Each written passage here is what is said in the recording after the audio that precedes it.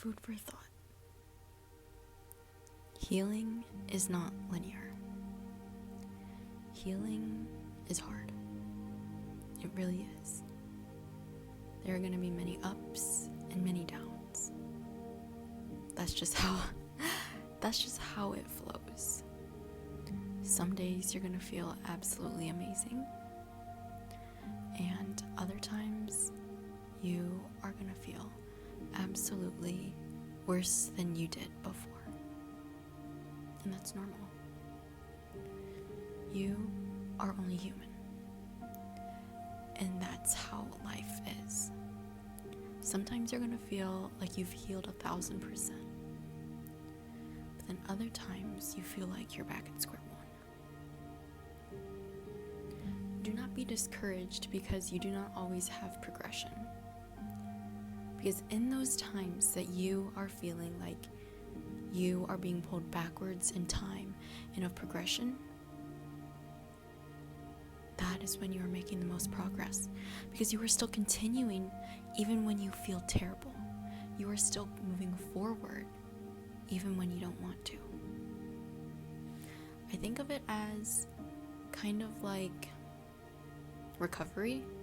Like when you go to the gym or you're really sore, or you go to the gym and you're really sore a day after.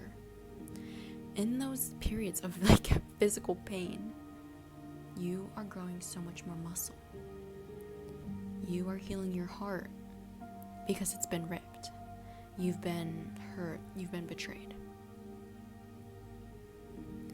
But there's a certain time and point when you know that you're healed. I don't know what that is for you, but you just know it. You don't think of it as often. You don't wonder what if I did this, or what I should have done. You just kind of live. You kind of forget it all.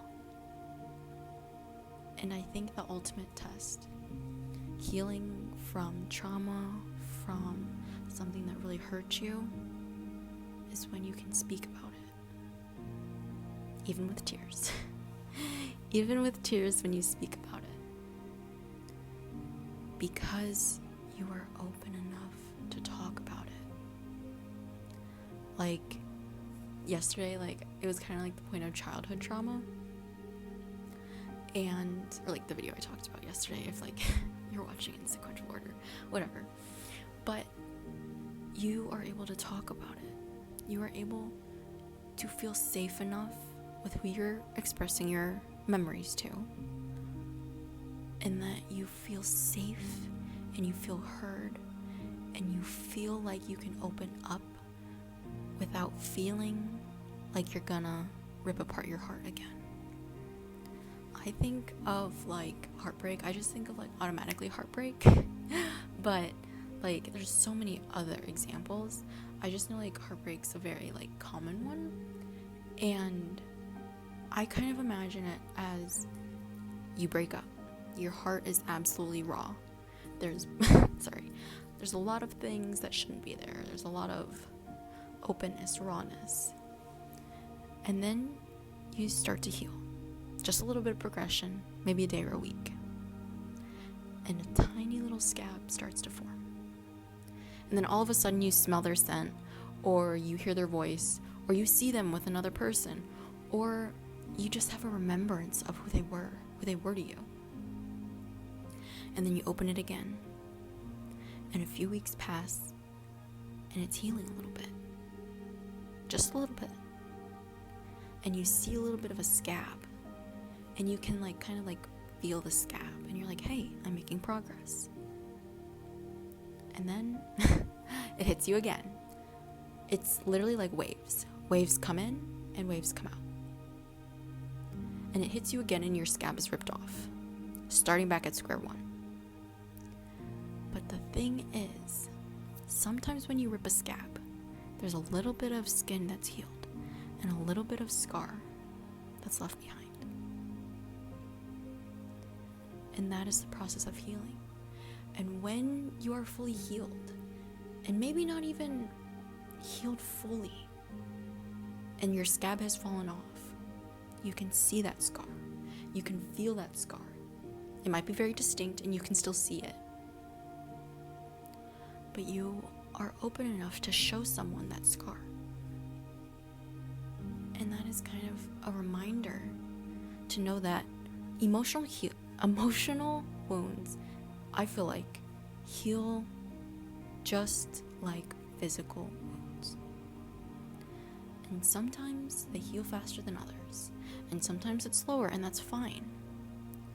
But know that I think it is so important to know when you have reached that point, you're not forcing it, but when you've reached that point of actually healing. Genuinely, it might take 2 years, it might take 3, it might take 4, it might take you a month.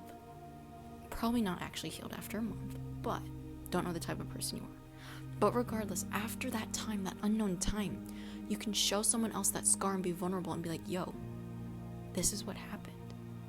And after that conversation, you feel heard, you feel understood, and you know that you are no longer that wound. You know that wound will heal and fade, but only you will see it, no one else will. And that's how you heal. You do not have to heal immediately. You are not Wolverine. You do not heal that fast. And that's okay, because he's a mutant, whatever, regardless. But that's just how it is. I feel like the biggest test is to know that when you are healed, you can talk about it. You can show other people your scars.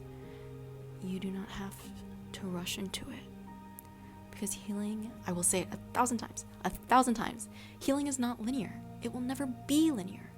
You could have lost the love of your life. You could have lost somebody, I don't even know, like your family member, whatever. You could have experienced something traumatic, and that has impacted you, and that has left you a wound. And it could have left you a wound that has not fully healed and is still scabbed after 20 years. But sometimes you have to open up your heart to look at that scab on your arm. And like, this is kind of gross, but like, not literally, but like, kind of take a look at that wound and see if you're healed. And if you're not healed, that's okay. You do not need to rush it. You can put a band-aid back on. You can be like, I actually don't want to talk about this now. But there will come a time and a day that you will be comfortable enough to tell someone else that you truly love and truly support, you truly feel trusted with, and you feel truly supported by them, that you can be vulnerable with them, and to show them who you were, what happened, and the story behind what made that for you. I just think of like little kids who are like, yo, I got this bruise, or I got this like scrape from riding my bike. I don't know, just like, not like that, but like that's what I think of.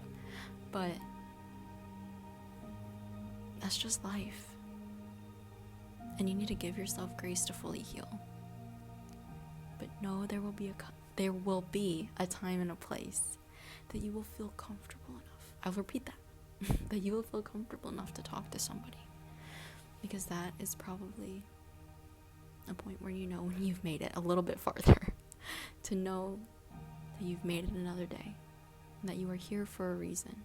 And that I'm so glad you're here for another day. Because you are so loved. You are here for a reason. And even though you might not feel it right now that you are here for a reason, you are here for a reason. So just stay another day and heal. Trust in the process.